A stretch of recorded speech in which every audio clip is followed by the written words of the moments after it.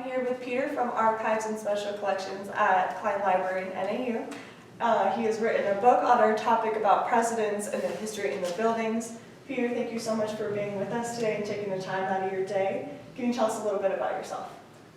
Sure. I guess my academic background that got me into this profession and eventually led me to Northern Arizona University. I was studying literature, and I was doing some research using primary source materials for my thesis, and I thought this would be a great place to work one day in a special collections and archives environment. Definitely. And yeah, so I eventually found a job in special collections and archives at the University of California, San Diego. Went back to school, got a second degree in library science, and that led me to Northern Arizona University. Oh, very cool. Well, what keeps you here at the archives here? What makes it special?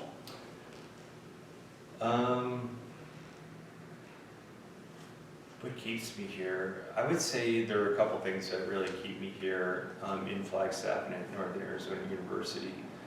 The things at Northern Arizona University that I really like, and also tied to special collections and archives, is the interaction that we have supporting student success. And so, unlike some other archives, we really focus our attention and direct a lot of our resources to supporting student success on campus, so like working with students on projects like this. Definitely. I also love the subject areas that we collect in. So we collect in the human and natural history of the Colorado Plateau, but we also collect the history of the institution. The Colorado Plateau definitely attracted me to this area, but learning more about the institution has really kept me here for a while. Yeah, I've really enjoyed how NAU has kind of grown over the years and how it started as a normal school and became a PhD granting university. Yeah, and I like the fact that Northern Arizona University, it's a fairly large state school, but at the focus of all the faculty, I think, and the institution is teaching undergraduates, and I really appreciate that and enjoy that. Yeah. Well, we've definitely learned that archives here has so much information on the presidents that we've been studying. That leads us to the question on how do you feel about Clara Lovett becoming the first woman president in NAU, and what kind of impact did she have on faculty and students? I think it was probably long overdue to have a female president at Northern Arizona University. I think Clara Lovett was kind of well situated in the sense that she came from Washington, D.C. before she came to Flagstaff Northern Arizona University, and so she brought an outsider's perspective, which is probably helpful for her as she kind of assimilated into the NAU and the Flagstaff culture. I'm sure there was a little bit of culture shock. I'm sure you guys know that Clara's from Italy originally, and yeah, in Washington, D.C., and then coming to Flagstaff, so that was probably a big change for her. However, I think she was really good for Northern Arizona University in the sense that she brought a more global perspective to the campus. And just going through her archives, one of the things that we learned, I wasn't here when she was president, met her only a couple times, but we noticed that there were a lot of thank you letters and memorabilia from students. So she was really kind of supportive and wanted to be connected with the students on this campus. And I think that's a really great quality to have. She brought that global perspective, yet she still wanted to really stay in touch with the students and make sure that the students were supported to the best of her ability. Well, Karen, what do you think, and what are some of the questions you have?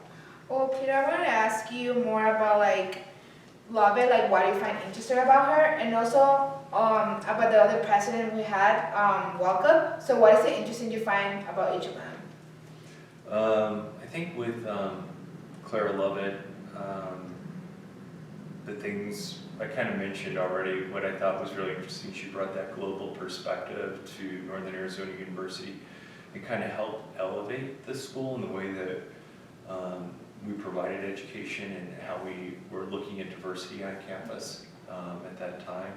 And then the other thing that I really enjoyed about Clara Lovett, or learned about Clara Lovett, was that she was really student focused and keen on supporting the students. from an academic standpoint, but also from a cultural and social perspective. And then President Walkup, I think one of the most interesting things about him, again, here's a guy that is not from the state of Arizona, he was from Missouri.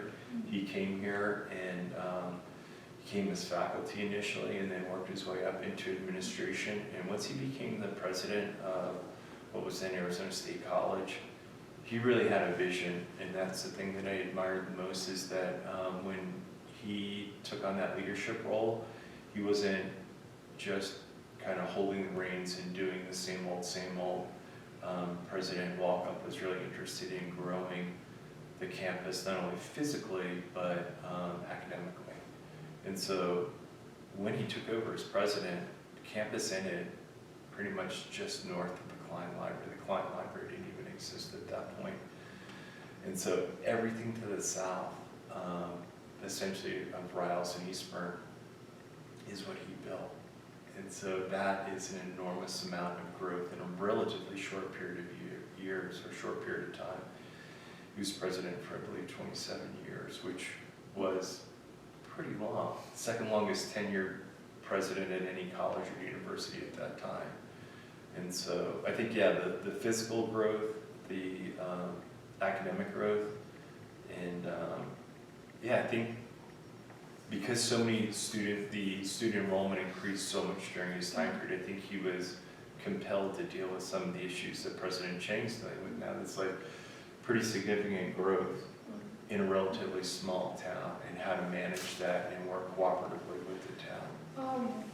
What do you think why he never gave up? Like, you know, I read before that he was facing like the legislation to get the money to grow South Campus, and he was fighting to get that money. Why do you think that it didn't stop him from fighting? Because like other presidents, I don't know, from a personal perspective, I would have given up like the first time or second time, but he actually continued fighting to get those funds for growing our campus. Why do you think it was that? What was his motivation if he didn't get anything from it?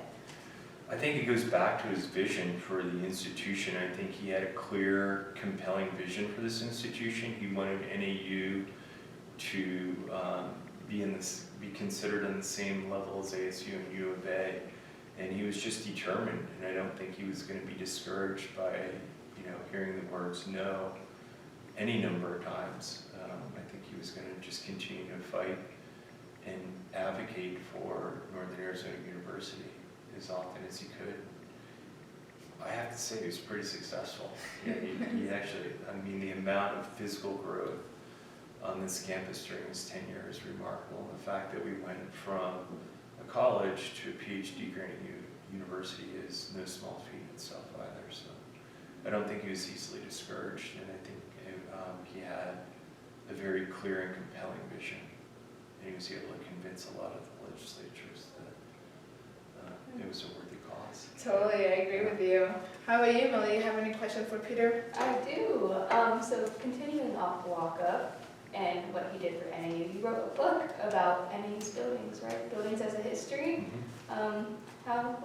Can you give us more information about that? Yeah, the project started with another faculty member interested in learning more about the physical plant or the buildings on campus.